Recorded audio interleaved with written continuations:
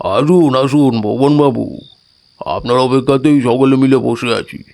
হ্যাঁ পরাণবাবু, আর বলবেন না, হাতের সমস্ত কাজকর্ম সেরে আসতে একটু দেরি হয়ে গেল। ও ঠিক আছে, আমরা কি আর জানি না? আপনি একা হাতে সব দিক সামাল দেন। দাঁড়িয়ে থাকবেন না, এসে বসুন বসুন। পরাণবাবুর পাশের ফাঁকা বেঞ্চের মধ্যে এসে বসলেন ভুবন হাজরা। ভুবন হাজরার বয়স প্রায় 60-এর ঊর্ধ্বে। মফস্বলের বুকে দীর্ঘদিন ধরে তার বাস।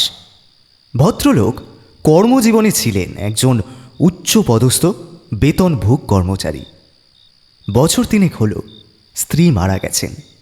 2 মেয়েকে ভালো ঘরে বিয়ে দিয়ে তিনি এখন একেবারে একাকী। ভুবনবাবুকে একা হাতে সব কিছু সামলাতে হয়। ঘরের ছোটোখাটো কাজ থেকে শুরু করে যাবতীয় খুঁটিনাটি সমস্ত কিছুই তার দায়িত্ব। যাবতীয় কাজকর্ম সেরে প্রায় প্রত্যেক দিন সন্ধেবেলাতে পাড়ার এই ক্লাবে এসে তিনি উপস্থিত হন। একটানা কোনো মানুষই গৃহবন্দী হয়ে থাকতে পারে না। ভুবনবাবু তার ব্যতিক্রম নন। 5 জনের সাথে কথা বলে, গল্পগুজব করে, তাস খেলে দিব্যি কেটে যায় সন্ধ্যের সময়টুকু। তারপর আবার যে যার মতন ঘরে ফিরে যান। প্রতিদিনের মতোই আজও ভুবনবাবু এসে উপস্থিত হয়েছেন ক্লাব ঘরে। ডিসেম্বর মাস হওয়ার কারণে বেশ ভালোই ঠান্ডা পড়েছে। রাস্তার 2 ধারে থাকা হলদেটে বৈদ্যুতিক বাতির আলোগুলো ঘন কুয়াশার আস্তরণ ভেদ করে নিচে নেমে আসতে পারেনি সঠিকভাবে। ফলে বৈদ্যুতিক বাতির আলো স্বল্প কিছু পরিধির মধ্যেই সীমাবদ্ধ। গোটা অঞ্চল জুড়ে বিরাজ করছে এক অদ্ভুত আলো আঁধারির মায়াজাল। দমকা শিরশিরে বাতাসের দাপটে বারবার কেঁপে উঠছে রাস্তার 2 ধারে দাঁড়িয়ে থাকা প্রকাণ্ড গগনচুম্বী গাছের দল।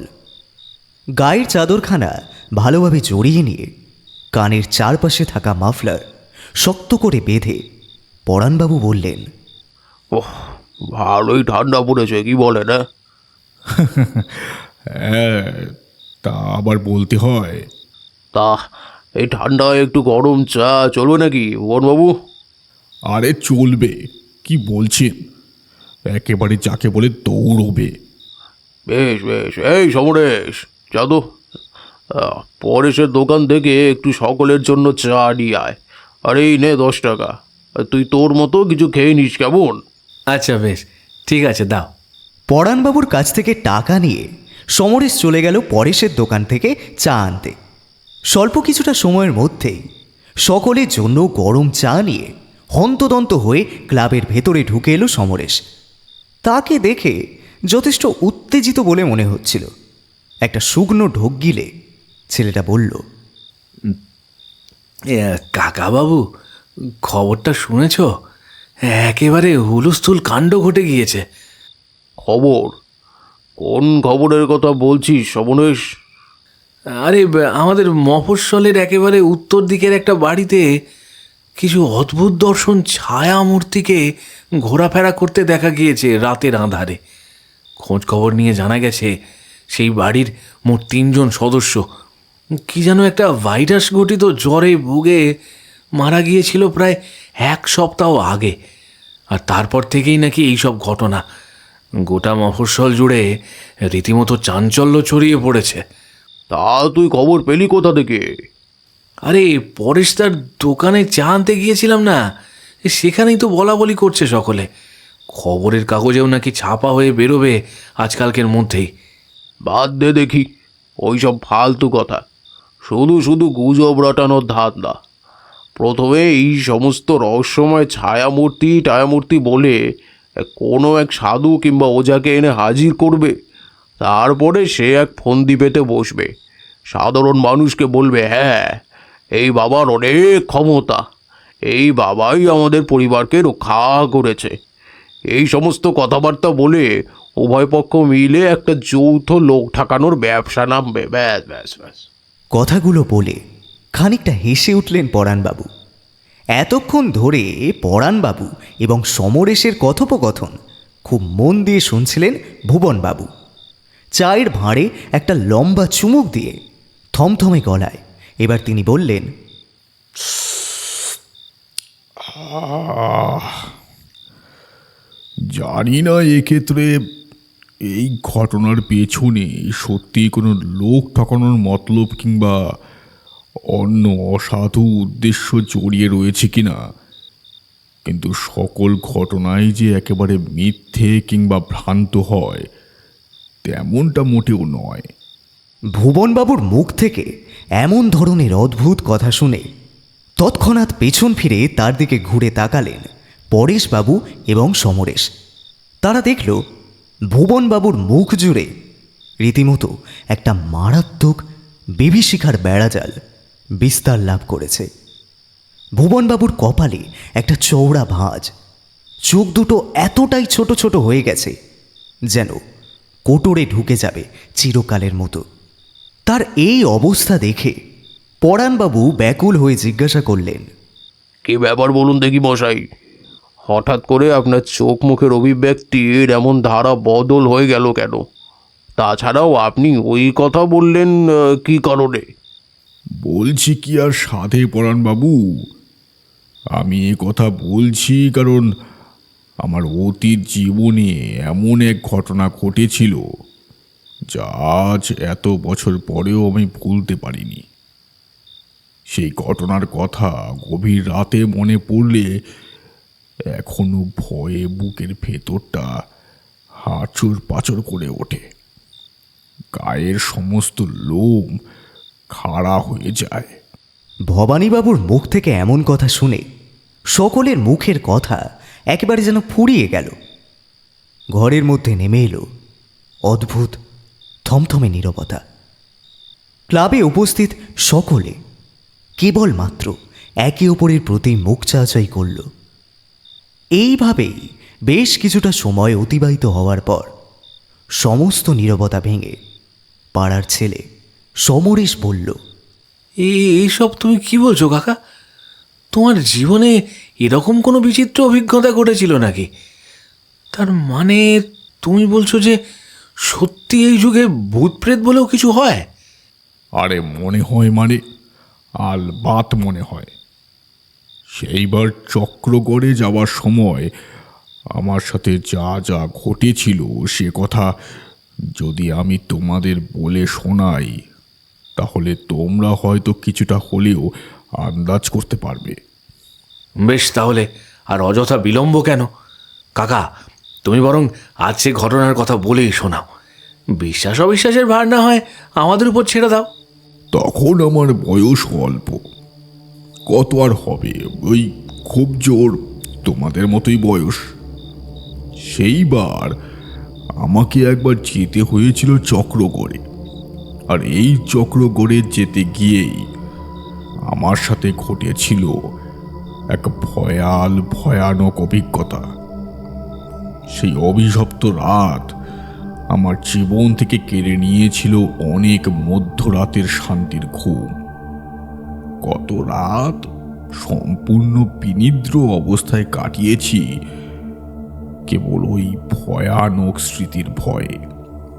চলো তাহলে সেবার কি ঘটেছিল তা বলে শোনাই তোমাদের। বর্ধমান জেলার এক প্রত্যন্ত জায়গার নাম চক্রগড়। সেখানে থাকতেন আমার এক খুড়তুতো দিদি। বাবার সাথে অনেক ছোটবেলায় তার বাড়িতে গিয়েছিলাম। দিদি আমায় বড় ভালোবাসতেন, আপন ভাইয়ের চেয়ে কোনো অংশে কম স্নেহ করতেন না। ছোটবেলায় বার কতক বাবার সাথে তার বাসায় গেলেও যত বড় হতে লাগলাম ততই যাতায়াত কমতে থাকলো। পড়াশোনার চাপে নানান কাজে কর্মের দরুন একসময় চক্রগড় নামটা জীবন থেকে ওই কেমন যেন ফ্যাকাশে হয়ে মুছে গেল। হঠাৎই একদিন চক্রগড় থেকে চিঠি আসায় আমার স্মৃতিতে আবার দিদির মুখখানি ভেসে উঠল। চিঠি হাতে পেয়ে তা খুলে চোখের সামনে মেলে ধরতেই বুকের ভেতরটা কেমন যেন এক তীব্র বেদনায় মোচড় দিল। দিদির শরীর নাকি বড় ভেঙে গিয়েছে, ইদানিংকালে আর আগের মতো সেইভাবে চলাফেরাও করতে পারেন না। চোখের দৃষ্টিশক্তি বড্ড কমেছে। তবে এমন শারীরিক অসুস্থতাতেও তিনি নাকি বারবার কেবলমাত্র আমার নাম আওড়ে চলেছেন। দিদির শেষ ইচ্ছে একবার যেন আমি তার কাছে গিয়ে দেখা করে আসি। সেই চিঠি পড়ে আমার চোখের জল কিছুতেই বাদ মানল না।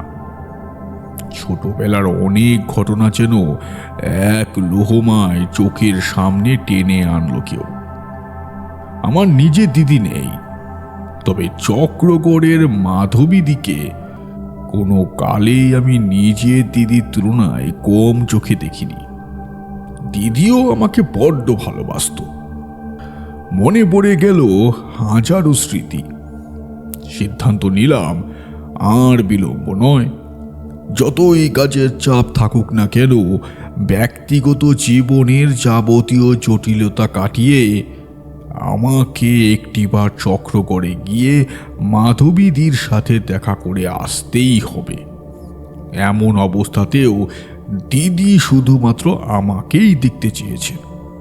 এই সময় আমার যাওয়া একান্ত কর্তব্য।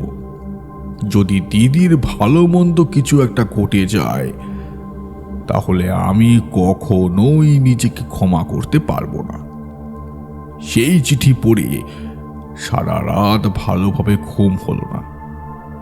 পরের দিন ভোর ভোর রওনা হলাম চক্রগড়ের উদ্দেশ্যে। আমাদের গ্রাম থেকে চক্রগড়ের দূরত্ব নেহাত কিছু কম ছিল না।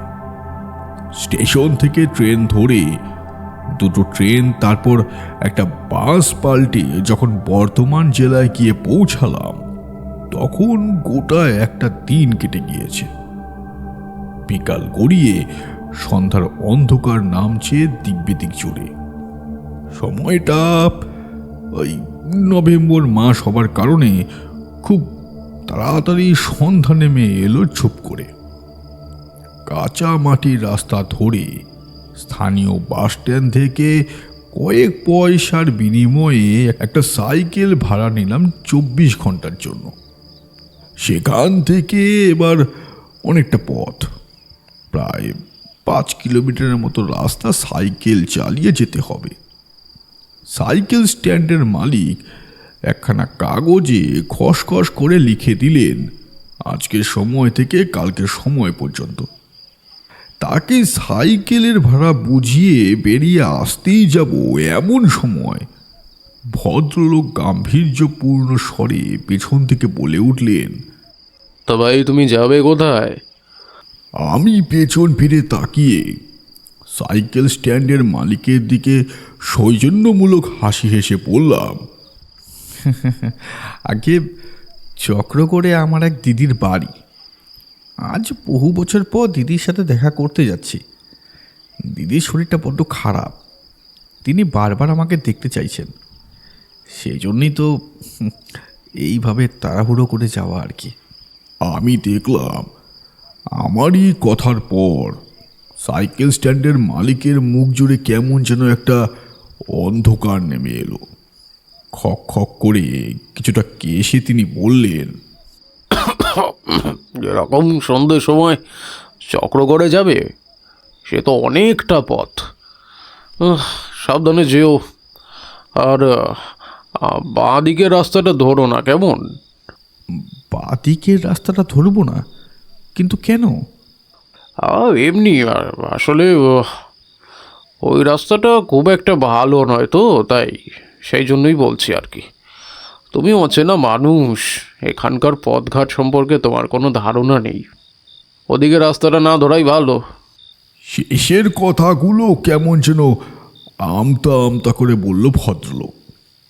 আমি কোনো জবাব না দিয়ে কেবল মৃদু হেসে সাইকেলে উঠে বসলাম।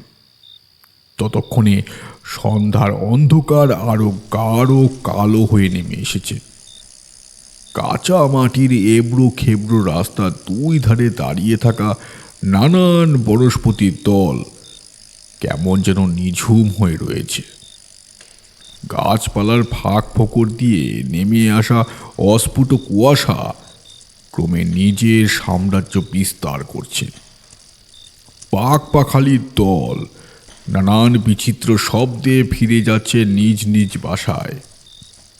সাইকেলের বেলটা দুবার বাজিয়ে নিজের মনে গুনগুন করে দু একটা গানের লাইন গাইতে গাইতে সাইকেল চালাতে লাগলাম। খানিকটা এগিয়ে আসতেই দেখলাম পথ ঘাট একেবারে ফাঁকা শুনশান, মানুষের জনবসতি সামান্যতম চিহ্ন নেই। রাস্তার দুই ধারে কেবলই সুদূর প্রসারী ধানি জমি। ঠান্ডা শীতল বাতাসের পরশে তীর তীর করে ধান গাছের জমিতে আন্দোলন শুরু হয়েছে। সবুজ খেতে মাঝে মধ্যে ঢেউ খেলে যাচ্ছে। আকাশের বুকে মুখ তুলে তাকিয়েছে গোল কাঁসার মতো বৃহৎ একটা চাঁদ। কয়েকটা নক্ষত্র অভ্রের কণার মতো ঝিকমিক করছে চাঁদের চারপাশে। বুক ভরে লম্বা শ্বাস নিলাম। অনেকটা রাস্তা এভাবেই একলা সাইকেল চালাতে হবে। আরো বেশ কিছুটা আসার পর দেখলাম রাস্তা যথাক্রমে দুই ভাগে বিভক্ত হয়ে গিয়েছে। একটা চলে গিয়েছে ডান দিকে এবং অপরটা বাঁ দিকে। সেখানে এসে দাঁড়াতেই স্ট্যান্ডের মালিকের বলা কথাগুলো মনে পড়ে গেল। আমি কিন্তু তার বলা কথা শুনলাম না, বাঁ দিকের রাস্তাটাই ধরলাম। কারণ আমি যতদূর জানি তাতে এই রাস্তাটা একেবারে শর্টকাট যাকে বলে। আর তাছাড়া রাস্তা যতই খারাপ হোক না কেন, সাইকেল নিয়ে যাব তাতে আর অসুবিধে কোথায়। চাঁদনি রাত হওয়ার দরুন পথ ঘাট বেশ ভালোভাবেই নজরে পড়ছে। ডান দিকের রাস্তা পেছনে ফেলে সাইকেল নিয়ে এগিয়ে এলাম বাঁ দিকের রাস্তায়। যতই এগিয়ে এলাম ততই যেন মনে হলো আমি এক সম্পূর্ণ অন্য জগতের মধ্যে প্রবেশ করছি, যে জগতে মানুষের চিহ্ন মাত্র নেই। নিজেকে মনে হলো পৃথিবীর এমন এক প্রান্তে এসে উপস্থিত হয়েছি যেখানে আমি ছাড়া আর অন্য কোনো জীবিত প্রাণীর চিহ্ন মাত্র নেই। কারণ এতক্ষণ পর্যন্ত যে সমস্ত পাক পাখালি কীট পতঙ্গের আওয়াজ কানে আসছিল, কখন যেন নিজে থেকেই সেই সমস্ত কিছু অজানা কোনো মন্ত্র বলে বন্ধ হয়ে গিয়েছে। রাস্তার দুই ধারে দাঁড়িয়ে থাকা প্রকাণ্ড সব গাছ আর ধান ক্ষেত কেমন যেন কালচে সবুজ রূপ নিয়েছে। বাদিকে রাস্তা ধরে অনেকটা আসার পর নিজের মনে মনে বলে উঠলাম, এ কি, এ রাস্তা যে একেবারে চমৎকার। তাহলে সাইকেল স্ট্যান্ডের মালিক অযথা মিথ্যা কথা বললেন কেন যে এখানকার রাস্তা একেবারে ভালো না? তার মিথ্যা বলার পেছনে কী কারণ থাকতে পারে?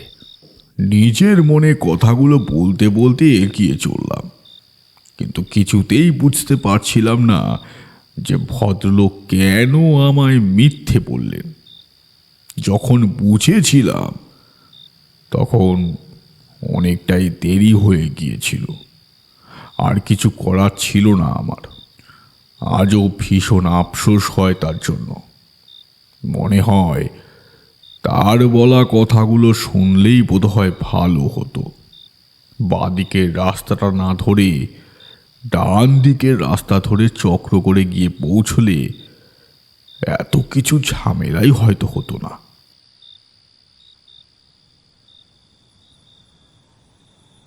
এতক্ষণ পর্যন্ত নিজের অতীত জীবনের অভিজ্ঞতার কথা বলে এবার একটু চুপ হলেন ভুবনবাবু। ভাঁড়ের চা অনেকক্ষণ আগেই শেষ হয়ে গিয়েছিল। এবার তিনি পাঞ্জাবির পকেট থেকে সিগারেটের প্যাকেটখানা বের করে দুখানি সিগারেট তুলে নিয়ে একটি পরাণবাবুর দিকে বাড়িয়ে দিয়ে অপরটি নিজে নিলেন। ফস শব্দে দেশলাই কাঠি জেলে আগুন ধরিয়ে লম্বা লম্বা টান দিলেন মনের সুখে। ক্লাব ঘরে আজ প্রায় জনা দশেক মানুষের ভিড়। সমরেশ উঠে গিয়ে জানালাটা বন্ধ করে দিল আটোসাটোভাবে। আধখোলা জানালা দিয়ে বেশ ঠান্ডা বাতাস ঢুকছিল। ক্লাবের পার্শ্ববর্তী পরেশের চায়ের দোকানের গুমটিও ততক্ষণে বন্ধ হয়ে গিয়েছে। পথঘাট রাস্তা এখন বড়ই নিঝুম। কোথাও থেকে দুটো কুকুর উচ্চস্বরে দুইবার ডেকে দৌড় লাগালো। আচমকা হঠাৎ করে লোডশেডিং হয়ে যাওয়াতে ক্লাব ঘরের ভেতরে যে 100 পাওয়ারের হলদেটে বাতিখানা জ্বলছিল তা তপ করে নিভে গেল। সেটা দেখে সমরেশ বলল, এই যা, কারেন্টটা যাওয়ারও আর সময় পেল না। তোমরা বসো, আমি হ্যারিকেনখানা জ্বালছি।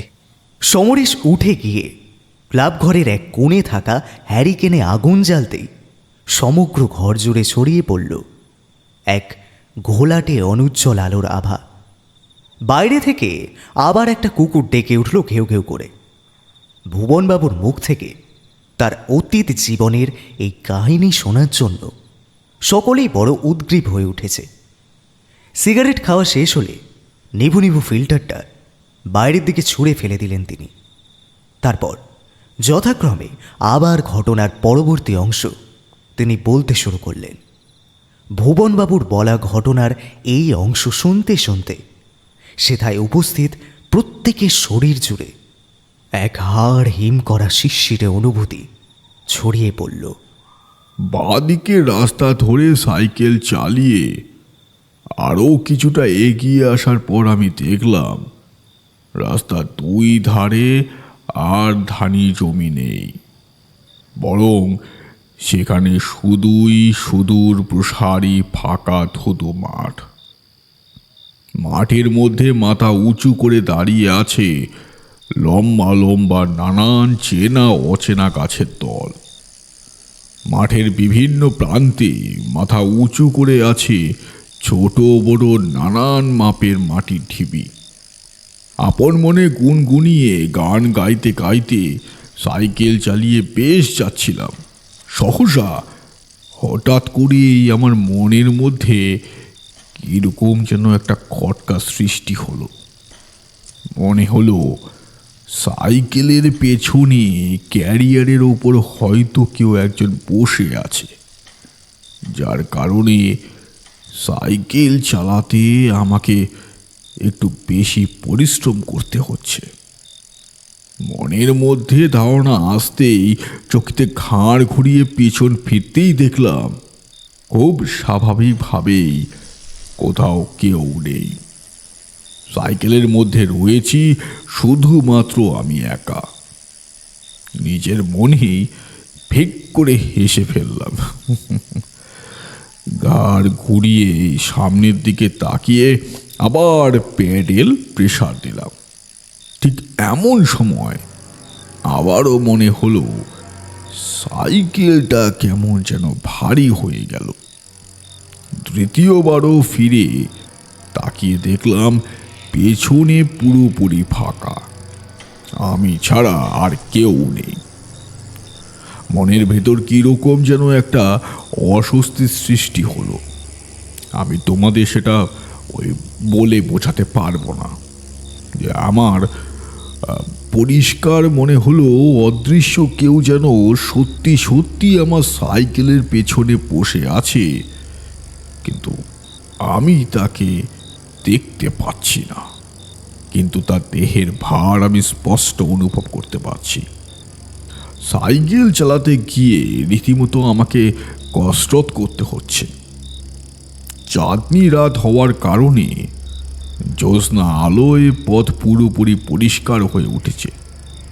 চাল ধোয়া জলের মতো স্বচ্ছ উজ্জ্বল আলো নেমে এসেছে এই মহাশূন্য হতে পৃথিবীর বুকে। তীব্র বেগে সাইকেল চালিয়ে এগিয়ে চলেছিলাম। আমার কপালে 2-1 ফোঁটা ঘামও জন্মেছিল। মনের মধ্যে চলতে থাকা যাবতীয় অস্বস্তিকে দূরে সরিয়ে নিজেকে খানিকটা হালকা করার চেষ্টা করছিলাম। এমন অবস্থায় আমার ঘাড়ের প্রতিটি লোমকূপ একেবারে খাড়া হয়ে উঠল। আমার ষষ্ঠ ইন্দ্রিয় জানান দিল সাইকেলের মধ্যে কেবলমাত্র আমি একলা নই, আমার সাথে আরও কোনো এক যাত্রী অতি অবশ্যই রয়েছে। কারণ এক্ষুনি তার নিঃশ্বাস আমার ঘাড়ের মধ্যে এসে পড়েছে। অদৃশ্য সেই প্রাণীটির নিঃশ্বাস বরফের চেয়েও বুঝি বেশি ঠান্ডা। রীতিমতো প্রায় আটকে উঠলাম আমি। আর ঠিক তখনই শুনতে পেলাম আমার একেবারে কানের কাছে মুখ এনে কেউ যেন ফ্যাস ফ্যাস করে হাসল। অপরিসীম ভয়ের ছুটে বুকের বাম পাশ ততক্ষণে ধরাস ধরাস করে লাফাতে শুরু করেছে। সাইকেল চালানোর গতিবেগ আরও বাড়িয়ে দিলাম। ঊর্ধ্বশ্বাসে ঝড়ের গতিতে এগিয়ে চললাম রাস্তা ধরে সামনের পানে। কিন্তু হায়, তখনও কি আর জানতাম যে আমার কপালে যে চরম ভোগান্তি লেখা রয়েছে তা এত সহজে কিছুতেই মিটবে না। এরপর যা ঘটল তা যে কোনো সুস্থ স্বাভাবিক মানুষের রক্ত জল করে দেওয়ার জন্য যথেষ্ট। ভুবনবাবুর মুখ থেকে এই কথা শুনে পরাণবাবু থমথমে ভীত গলায় প্রশ্ন করলেন, কেন ভুবনবাবু, আপনি এরপরে কি দেখলেন যা যে কোনো মানুষের রক্ত জল করে দেওয়ার ক্ষমতা রাখে? যখন সাইকেল চালিয়ে এগিয়ে আসছিলাম তখন আমার নজরে পড়ল বহু দূরের কাঁচা মাটির রাস্তার এক পাশের বড় জঙ্গল থেকে কারা যেন পেরিয়ে এলো। আকারে ও আকৃতিতে তারা বড়ই ছোটোখাটো। আমার মনের মধ্যে ভারী কৌতূহলের সৃষ্টি হলো, তার সাথে উত্তেজনাও অনুভব করলাম। সাইকেল নিয়ে আরও কয়েক হাত এগিয়ে আসার পর বুঝতে পারলাম রাস্তার ধারে দাঁড়িয়ে রয়েছে কতগুলো বাচ্চা ছেলে মেয়ে। তাদের প্রত্যেকেরই বয়স ওই আনুমানিক 10 থেকে 15-র মধ্যে। তবে আবছা আলো আঁধারির কারণে তাদের মুখ চোখ স্পষ্টভাবে বোঝা যাচ্ছিল না। তাদের প্রত্যেকের পরনে শতচ্ছিন্ন মলিন ধুলো মাখা বস্ত্র, যেন বছরের পর বছর ধরে এই একই জামা কাপড় পরে তারা দিন কাটাচ্ছে। মাথার চুল এলোমেলো ও উস্কো খুস্কো। তবে যে জিনিসটা সবচেয়ে ভয়ানক ও বিভীষিকাময় তা হলো তাদের চোখ। তাদের প্রত্যেকের চোখ মরা মাছের মতো স্থির। সেই চোখের দৃষ্টি সম্পূর্ণ পলকহীন। চোখের মধ্যে মণি বলে আলাদা করে কিছুই নেই। অলেখা সাদা ধবধবে কাগজের মতো মণিবিহীন চোখগুলো থেকে টেকরে বেরিয়ে আসছে উজ্জ্বল আলোর রেখা।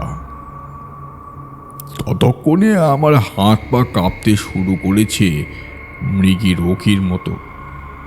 বারবার মনে হচ্ছে সাইকেল স্ট্যান্ডের মালিকের কথাগুলো শুনলেই হয়তো ভালো করতাম।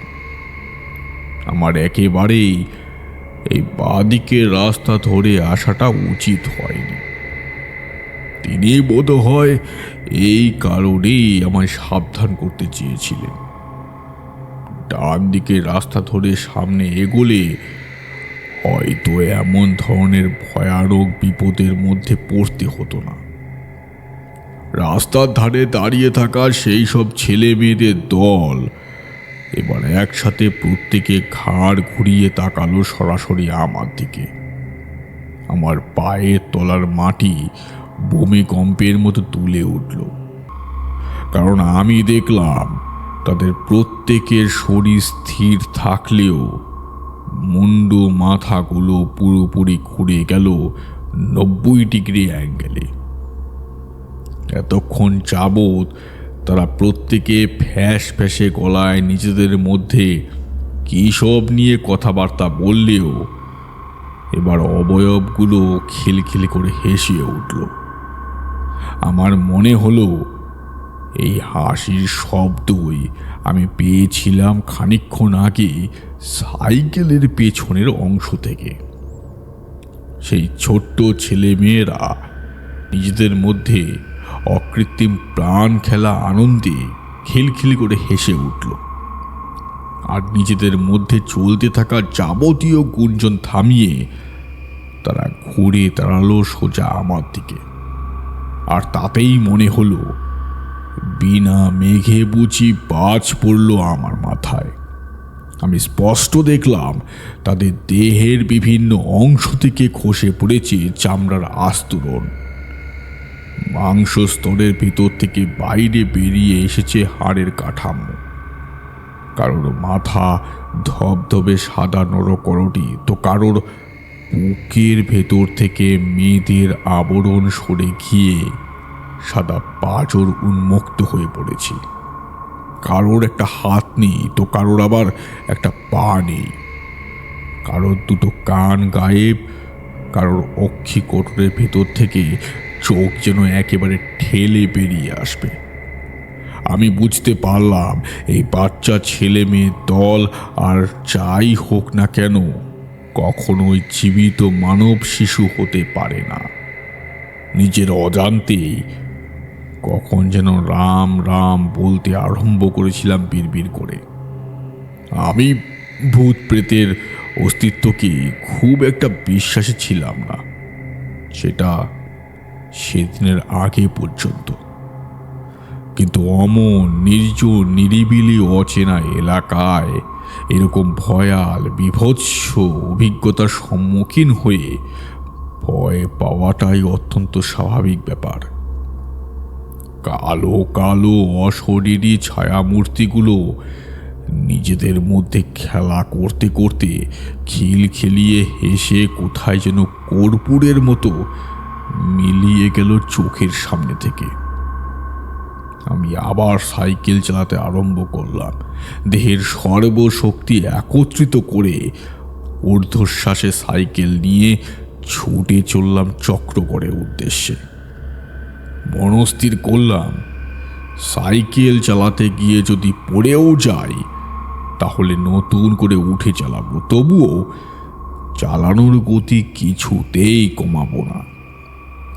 রাস্তার ধার ফাঁকা হয়ে যেতে আমি তীব্র গতিতে সাইকেল নিয়ে ওই জায়গাটা পেছনে ফেলে সরে এলাম। হঠাৎই কোথা থেকে এক পাল শেয়াল ডেকে উঠল হুক্কা হুয়া করে। ওরে বাবা, কি বলছো কাকাবাবু?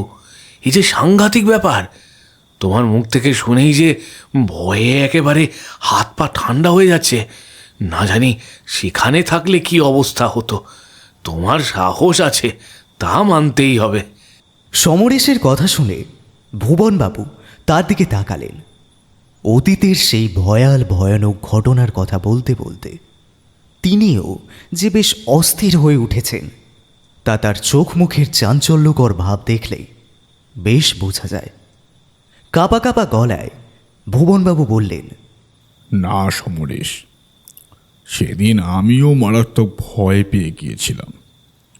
অমন ঠান্ডা রাতেও গোটা শরীর ঘামে ভিজে গিয়েছিল। দু একবার সাইকেলের বেল বাজিয়ে যখন ধা ধা করে ছুটে চলেছিলাম, ঠিক তখনই শুনতে পেলাম মাঠের মধ্যে থেকে ভেসে আসছে ঋণ ঋণে কান্নার আওয়াজ। আর চোখে সেদিক পানে তাকাতেই দেখলাম প্রকাণ্ড গাছের গুড়ির আড়ালে কারা যেন সুর করে কেঁদে চলেছে ইনিয়ে বিনিয়ে। তাদের মাথা ভর্তি ঘোমটা, বুকের মধ্যে কি সব যেন জড়িয়ে ধরে তারা কাঁদছে ক্রমাগত। ওই কথায় বলে না যে যখন বিপদ আসে তখন সব দিক থেকে একসাথে আসে। সেটা ছিল আমার কাছে সাক্ষাৎ বিপদের মতো রাত। সাইকেলের চেইন পড়ে গেল। এত জোরে সাইকেল চালাচ্ছিলাম যে প্রায় মুখ থুবড়ে উল্টে পড়লাম। কোনো রকমে নিজেকে সামলে নিলাম। মনে মনে ঈশ্বরের শরণাপন্ন হলাম। 2 হাত জোর করে কাতর কণ্ঠে প্রার্থনা জানালাম আমাকে রক্ষা করতে। কারণটা বেশ ভালোভাবেই বুঝতে পারছিলাম। আমি যেখান দিয়ে যাচ্ছি সেই জায়গাটা মোটেও স্বাভাবিক নয়। মানুষ যখন চরম বিপদে পড়ে তখন সে নিজের অন্তরের যে আবেদন নিয়ে ঈশ্বরকে ডাকে, সেরকম আবেদন নিয়ে বোধহয় আর কখনো কেউ ডাকে না। সাইকেলটা স্ট্যান্ড করে দ্রুত হাতে চেইন লাগানোর চেষ্টা করলাম, কিন্তু এমনভাবে সেটা বিগড়েছিল এবং অন্ধকারে সঠিকভাবে চোখে দেখতে না পাওয়ার কারণে কিছুতেই তা ঠিক করতে পারছিলাম না। বারবার নিজের ইচ্ছার বিরুদ্ধেও 2 চোখ চলে যাচ্ছিল রাস্তার 2 ধারে থাকা মাঠগুলোর দিকে। তখনও গাছের অন্তরালে কারা যেন বুক চাপড়ে হাহাকার করে কেঁদে বেড়াচ্ছে। কোথাও কোথাও থেকে ভেসে আসছে শিয়ালের ডাক। কোথাও থেকে শোনা যাচ্ছে অশরীরী বাচ্চা ছেলে মেয়েদের খিলখিলে অট্টহাসির আওয়াজ। সব মিলিয়ে এ যেন সত্যি এক সাংঘাতিক ভৌতিক পৈশাচিক রাত। গল্প বলা থামিয়ে ভুবনবাবু পাশের জগ থেকে বেশ কিছুটা জল ঢকঢক করে খেলেন। এই ভয়ঙ্কর অভিজ্ঞতার কথা বলতে গিয়ে তার গলা পুরোপুরি শুকিয়ে কাঠ হয়ে গিয়েছিল। পাড়ার ক্লাব ঘরে জ্বলতে থাকা হ্যারিকেনের আলো দপদপ করে 2 বার কেঁপে নিভে যেতেই গোটা ঘর ডুবে গেল অন্ধকারের মহাসমুদ্রে। প্রত্যেকের শরীর জুড়ে একটা অজানা ভয় ছড়িয়ে পড়ল দ্রুত লয়। শুকনো ঢোক গিলে আমতা আমতা করে সমরেশ বলল, হায় ভগবান, এই থেকে থেকে এই হারিকেনের তেলটা শেষ যেতে হলো। কখন যে কারেন্ট আসবে তারও কোনো ঠিক ঠিকানা নেই। যে একটু কেরোসিন তেল কিনে আনবো, মুদির দোকানও বন্ধ হয়ে গিয়েছে। তাহলে এবার কি হবে? এরকম অন্ধকারের মধ্যেই কি ভূতের গল্প শুনবো? সমরেশের কথা শুনে ভুবনবাবু বলে উঠলেন, তাছাড়া তো আর অন্য কোনো উপায় দেখছি না। হ্যাঁ, অবশ্য তোমরা যদি ভয় পাও তাহলে আমি আজকের মতো গল্প এখানেই থামিয়ে দিতে পারি। ভুবনবাবুর কথায় প্রবল আপত্তি তুলে পরাণবাবু বললেন, না না না না, কিছুতেই না। তা আবার হয় নাকি? এইভাবে মাঝপথে গল্প থামালে কিন্তু চলবে না। যাদের যাদের ভয় লাগছে তারা উঠে যেতে পারে। মাঝপথে গল্প থামিয়ে দিলে পরবর্তী ঘটনা জানার উত্তেজনায় রাতের বেলা ঘুম আসবে না মশাই। এভাবে অন্ধকারের মধ্যে বসেই গল্প শুনবো আমরা। এ হলো একেবারে আদর্শ পরিবেশ, উপযুক্ত ভৌতিক কাহিনী শোনার জন্য।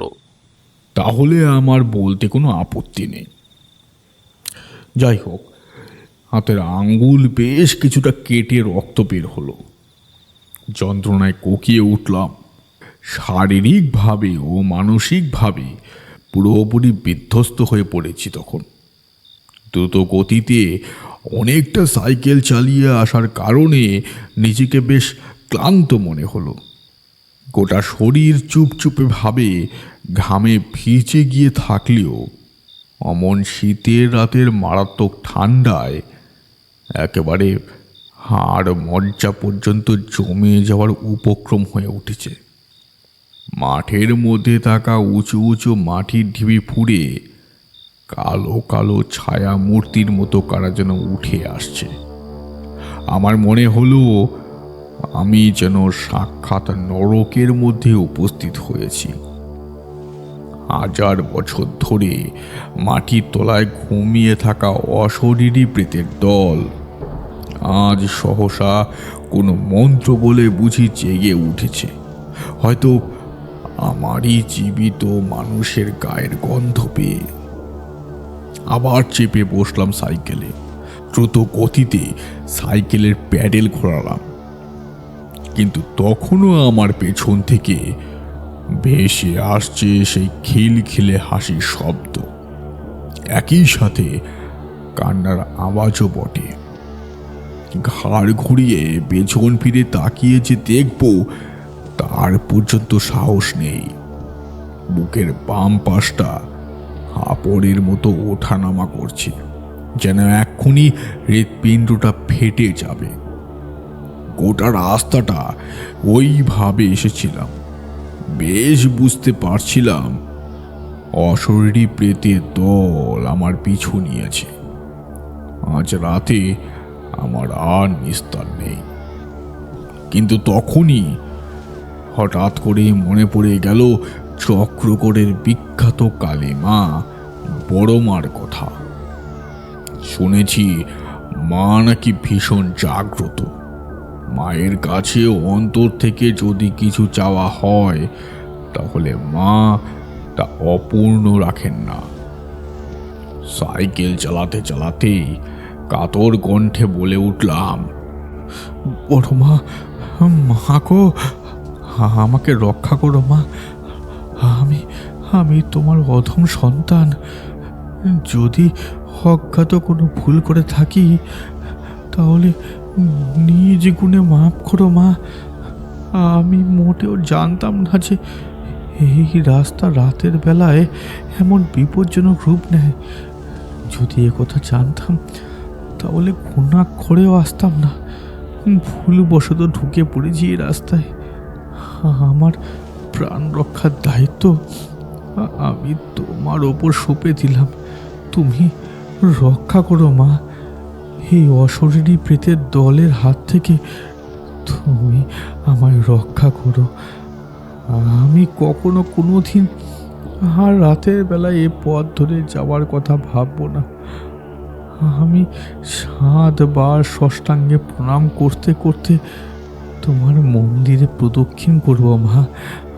আমায় রক্ষা করো মা, রক্ষা করো। তোমরা আমার কথা কতখানি বিশ্বাস করবে তা নিয়ে আমার মনে যথেষ্ট সংশয় রয়েছে। কিন্তু আমার সঙ্গে সে রাতে যা ঘটেছিল তা পুঙ্খানুপুঙ্খভাবে বলতে হবে যখন, তখন শোনো। চক্রগড়ের বড় মা যে ভীষণ জাগ্রত তা আমি ছোটবেলায় শুনেছিলাম। সেই দিনটাতে প্রত্যক্ষ করলাম স্বচক্ষে। দেখলাম বড় মাকে স্মরণ করতে সেই সমস্ত হাসি কান্নার শব্দ এক লোহমায় কেমন যেন বিলীন হয়ে এলো। রাস্তার ধুলো উড়িয়ে শো শো করে ঝড় উঠল।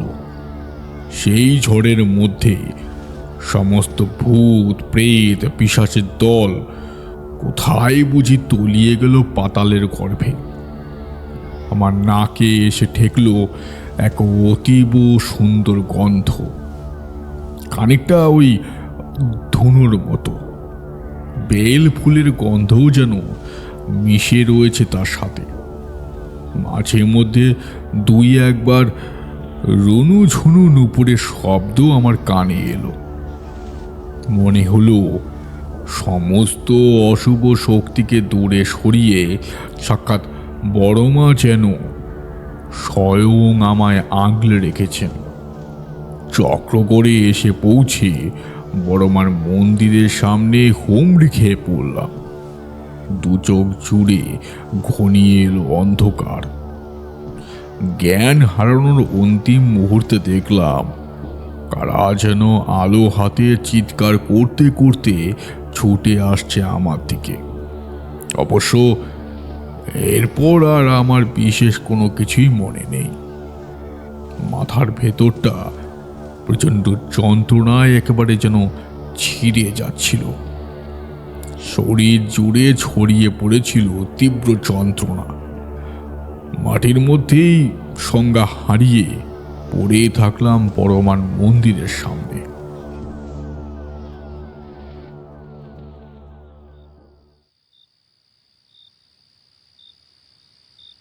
বলি, ও ভাই, তুমি কি আমাদের কথা শুনতে পাচ্ছ? কি হলো? এরকম করে ঝড়ের বেগে সাইকেল চালিয়ে এসে হঠাৎ করে মুখ থুবড়ে পড়লে কি করে? চোখে মুখে ঠান্ডা জলে ছিটে লাগতেই ধীরে ধীরে জ্ঞান ফিরে এলো আমার। মাথার পেছনটা তখনও ভার হয়ে রয়েছে। ধীরে ধীরে চোখ খুললাম বহু কষ্টে। চোখ খুলে চারপাশের প্রতি দৃষ্টি নিক্ষেপ করতেই দেখলাম আমাকে গোল করে ঘিরে রয়েছে একাধিক মানুষ। তাদের প্রত্যেকের মুখমণ্ডল জুড়ে অপরিসীম উত্তেজনা আর কৌতূহল বিদ্যমান। কারো কারো হাতে ক্ষুদ্র টিমটিমে লণ্ঠন জ্বলছে। আসলে তখনকার দিনে গ্রামগঞ্জের মধ্যে বিদ্যুতের সুযোগ সুবিধা ছিল না। ফলে সন্ধ্যার অন্ধকার নামলে এই সমস্ত হ্যারিকেন লণ্ঠনই ছিল একমাত্র ভরসা। তাদের সাহায্যে ধীরে ধীরে উঠে বসলাম। গলা ততক্ষণে শুকিয়ে একেবারে ওই কাঠ হয়ে গিয়েছে। কথা বলার শক্তিও যেন হারিয়ে ফেলেছি। তাদের দিকে তাকিয়ে হাতের ইশারায় জল দেওয়ার কথা বলতেই একজন দৌড়ে ঘরের ভেতর থেকে এক ঘটি জল নিয়ে এসে তা বাড়িয়ে দিল আমার দিকে। ঢক ঢক করে এক নিঃশ্বাসে বেশ কয়েকটা জল গলধরণ করলাম। চোয়াল বেয়ে বেরিয়ে আসা সরু জলের ধারা কম্পমান হাতের তালু দিয়ে মুছলাম। বড় বড় শ্বাস নিয়ে কিছুটা স্বাভাবিক হওয়ার চেষ্টাও করলাম। বুকের ভেতরটা তখনও রীতিমতো হাঁপড়ের মতো ওঠানামা করছে। হৃৎপিণ্ডটা যেন এক লাফে গলার কাছে উঠে আসবে। এত ভয়, এত উত্তেজনা, এত আতঙ্ক জীবনে আর কখনো কোনো দিন আমি উপলব্ধি করিনি। আমার সাইকেলটা ওখানকার মানুষদের মধ্যেই কেউ হয়তো তুলে দাঁড় করিয়েছে। খানিক পর কিছুটা স্বাভাবিক হয়েছি দেখে একজন প্রশ্ন করল, আচ্ছা ভাই, তোমার নাম কি? তুমি কোথা থেকে আসছো? আর ওরকমভাবে সাইকেল চালাচ্ছিলে কি জন্য? তোমাকে দেখে মনে হলো যেন ভীষণ ভয়ে পড়িমড়ি করে পালিয়ে আসছো কিছু থেকে। আমি এবার গলার যাবতীয় আসরতা কাটিয়ে প্রশ্নের জবাবে বললাম, আগে আমার নাম ভুবন হাজরা। আমি বহু দূর থেকে আসছি। এই চক্রগড়ে আমার এক খুড়তুতো দিদির বাড়ি, তার সাথে দেখা করতে এসেছি। এইখানে বাবার সাথে এসেছিলাম বহু বছর আগে। দিদির শরীর নাকি খুব খারাপ। সেই চিঠি পাওয়া মাত্রই আমি এখানে আসার জন্য রওনা হয়েছিলাম আজ সকালে। আপনি ঠিকই আন্দাজ করেছেন। আমি সত্যি প্রাণ ভয়ে ওরকমভাবে সাইকেল চালাচ্ছিলাম হিতাহিত জ্ঞান শূন্যের ন্যায়। সাইকেল স্ট্যান্ডের মালিকের কাছ থেকে সাইকেলটি ভাড়া নেওয়ার সময় তিনি বলে দিয়েছিলেন যে আমি যেন বাঁদিকের রাস্তাটা না ধরি। তবে এর পেছনে লুকিয়ে থাকা আসল কারণ তিনি খোলসা করে বলেননি। তিনি বলেছিলেন যে ওই রাস্তাটা নাকি খুব একটা ভালো নয়, আমার সাইকেল চালাতে ভীষণ অসুবিধে হবে, তাই তিনি বারণ করছেন। আমি তার কথায় কান দিইনি। শর্টকাট হওয়ার জন্য বাঁদিকের রাস্তা ধরেই চক্র করে আসার কথা ভাবি। এরপর আমার সাথে যা কিছু করতে থাকে তা যদি আপনাদের বলতে আরম্ভ করি তাহলে আপনারা হয়তো আমায় বদ্ধ পাগল ভাববেন। আমি দেখলাম আমার কথা শুনে সেখানে উপস্থিত প্রত্যেকের মুখ জুড়ে এক চরম আতঙ্কের ছায়া নেমে এলো অচিরে। সেই দাদা বলল, না না ভাই, আমরা এখানে উপস্থিত প্রত্যেকেই তোমার কথা বিশ্বাস করছি, কারণ আমরা এখানকার মানুষ। আমরা জানি ওই রাস্তা কতটা ভয়ানক রূপ নেয় রাতের বেলায়। বাঁদিকের রাস্তা, সেখান দিয়ে আসার কথা আমরা সন্ধ্যার অন্ধকার নামলেও ঘুণাক্ষরে ভাবতে পারি না। মানুষজন তো বহু দূরের কথা, একটা কুকুর বিড়ালের পর্যন্ত দেখা মেলে না ওই রাস্তায়। আচ্ছা দাদা, ওই রাস্তা দিয়ে আসার সময় আমি দেখলাম অনেক বাচ্চা ছেলে মেয়ে এবং কারা যেন ঘোমটা টেনে ঘোরাফেরা করছে। তারা যে প্রত্যেকেই মানুষ নয় সেটা আমি বিলক্ষণ বুঝতে পারছি, কিন্তু এসব কি, এগুলো কারা? সে এক চরম অভিশপ্ত সময়ের কথা গো ভাই। প্রায় বছর 10 আগে এখানে এক ভয়ানক রকমের রোগ দেখা দেয়। সেই রোগ হয় শুধুমাত্র ছোট বাচ্চাদের এবং সদ্যজাত মায়েদের। ক্রমেই রোগ ভয়ানক মহামারীর আকার নেয়। চক্রগড়ের কোনো চিকিৎসকই সে সাংঘাতিক রোগ সারিয়ে তুলতে পারে না। আসলে এখানকার সকলেই হাতুড়ে ডাক্তার। সরকারি চিকিৎসার সুযোগ সুবিধা মেলে না। কুকুর ছাগলের মতো পাল পাল করে মানুষ মরে। শত শত শিশু এবং তাদের সদ্যজাত মায়েরা ঢলে পড়ে চিরনিদ্রার দেশে। গ্রামের পর গ্রাম প্রায় উজাড় হয়ে যেতে বসেছিল। সেই সময় সেই সমস্ত বাচ্চারা এবং তাদের মায়েরা ওই রোগে ভুগে মারা যায়। তাদের সকলকে কবর দেওয়া হয় বাঁদিকের রাস্তার 2 ধারে থাকা বিস্তীর্ণ ফাঁকা মাঠের মধ্যে। যেমন হুট করে সেই রোগ ছড়িয়ে পড়েছিল, তেমন হুট করেই কয়েকদিন পর আবার নিজে থেকেই রোগ সরে যায়। ভয়ানক রোগের করালে গ্রাসে যারা মারা যায় তাদের পরিবার জুড়ে থেকে যায় কেবলমাত্র হাহাকার। আমাদের গ্রাম আবার ঠান্ডা হয়, কিন্তু সেই মাঠ হয়ে ওঠে অভিশপ্ত।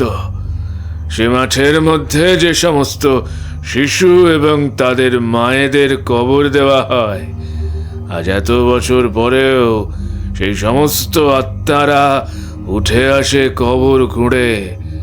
নরকের অন্ধকার থেকে পৃথিবীর বুকে তাদের আগমন ঘটে প্রত্যেক সন্ধ্যার অন্ধকার নামার পর। তোমার ভাগ্য বড় ভালো, তাই জন্য তুমি রক্ষা পেয়ে গেছো। তা না হলে কোনো জীবিত মানুষ ওই রাস্তায় রাতের বেলায় প্রবেশ করলে তার অবস্থা বড়ই শোচনীয় হয়ে পড়ে। জানি না কিভাবে তারা মুক্তি পাবে, আর কত বছর ওই রাস্তা এরকম ভাবেই অভিশপ্ত হয়ে থাকবে। সমস্ত ঘটনার কথা শুনে আমি রীতিমতো চমকে উঠলাম। এতক্ষণে বুঝতে পারলাম ঘটনাটা আসলে ঠিক কী ঘটেছিল। আমি কিভাবে ওই অভিশপ্ত প্রেতদের হাত থেকে মুক্তি পেলাম তা বলতেই সকলে বড়মার নামে জয়ধ্বনি দিল। বড়মা ভীষণ জাগ্রত। আমার প্রাণ রক্ষা পেয়েছিল মায়ের অশেষ কৃপায়। বড়মার মন্দিরের সামনে ষষ্ঠাঙ্গে প্রণাম করলাম ভক্তি ভরে। গ্রামের লোকজন ততক্ষণে মাধবীদের পরিবারদের সদস্যদের ডেকে এনেছে। তাদের সাথে আমি বিধ্বস্ত অবস্থায় এসে উপস্থিত হলাম বাড়িতে। মাত্র 1 রাতের মধ্যে আমার মস্তিষ্ক এবং মনের ওপর যে পরিমাণ চাপ পড়েছিল তাতে ভীষণ রকমের অসুস্থ বোধ করছিলাম।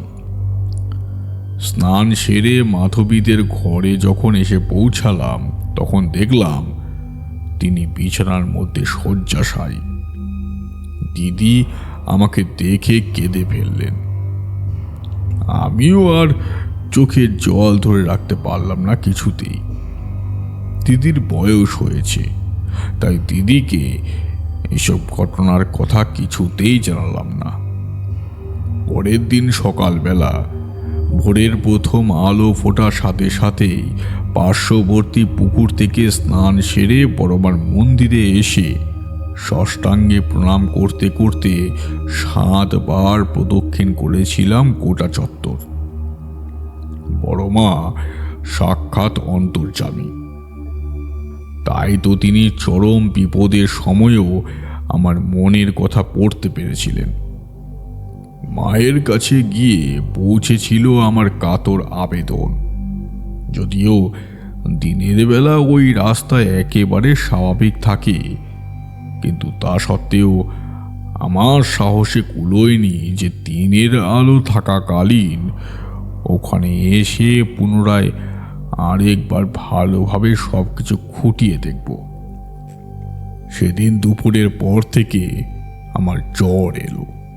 প্রচণ্ড জ্বরের ঘোরে পড়ে রইলাম বিছানায়। নানান ধরনের ভুল বকতে লাগলাম।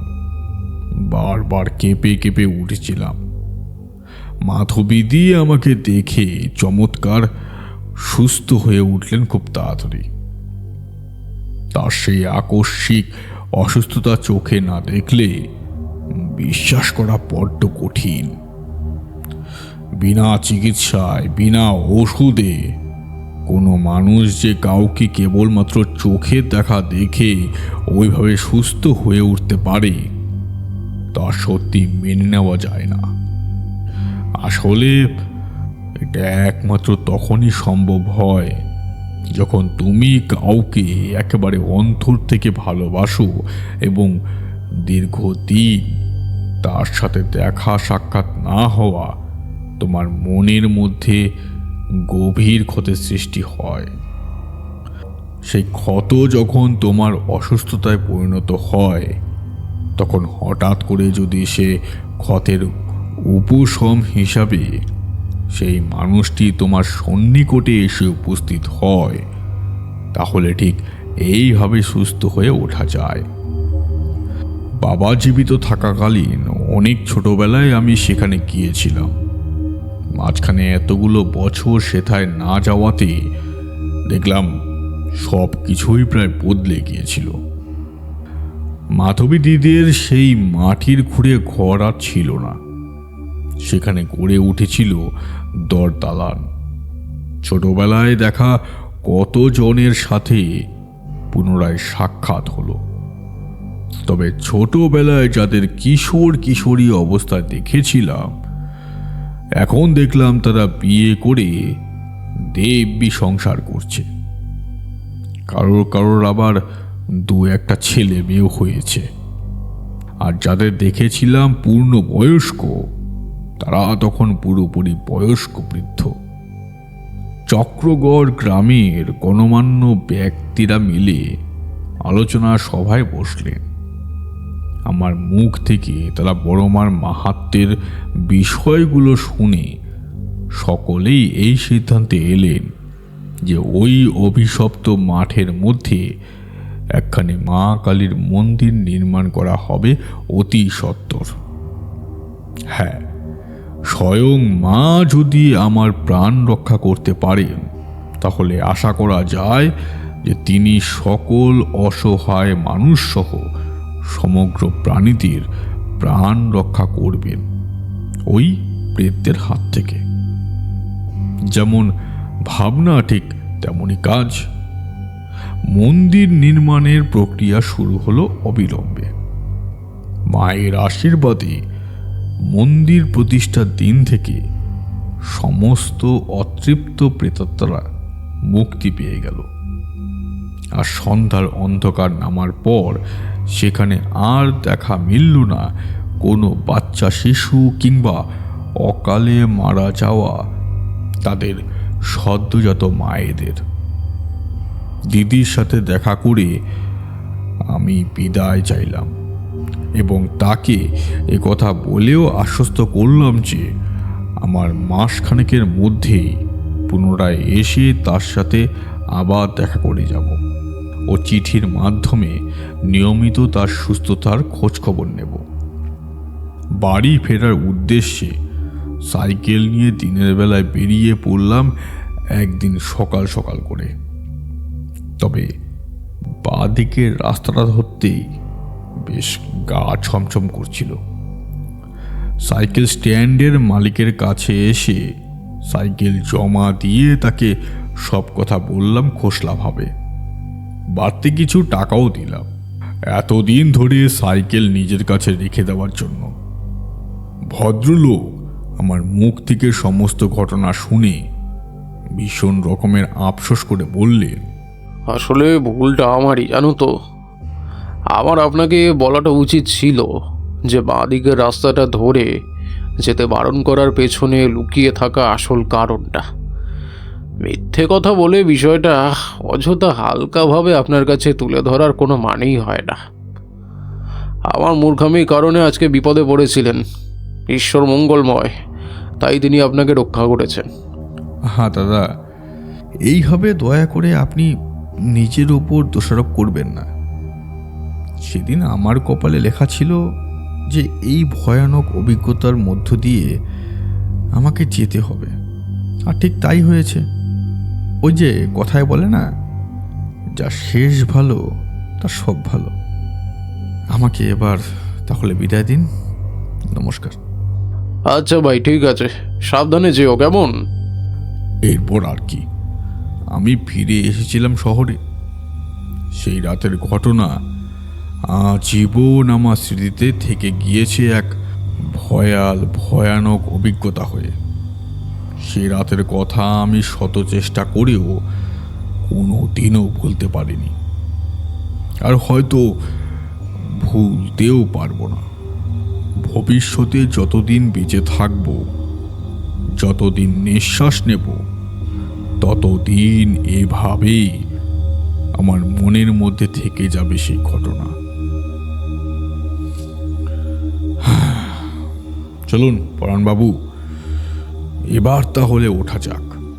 হ্যাঁ ভুবন বাবু, চলুন চলুন, রাত নেহাত তো কম কিছু হলো না। এবার তাহলে ওঠা যাক।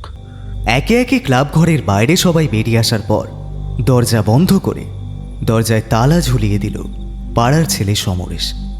ঠিক এমন সময় বৈদ্যুতিক বাতির আলোগুলো একসাথে সবকটা জ্বলে উঠল। সকলে মিলে হাঁটতে হাঁটতে যে যার বাড়ির উদ্দেশ্যে এগিয়ে চললেন।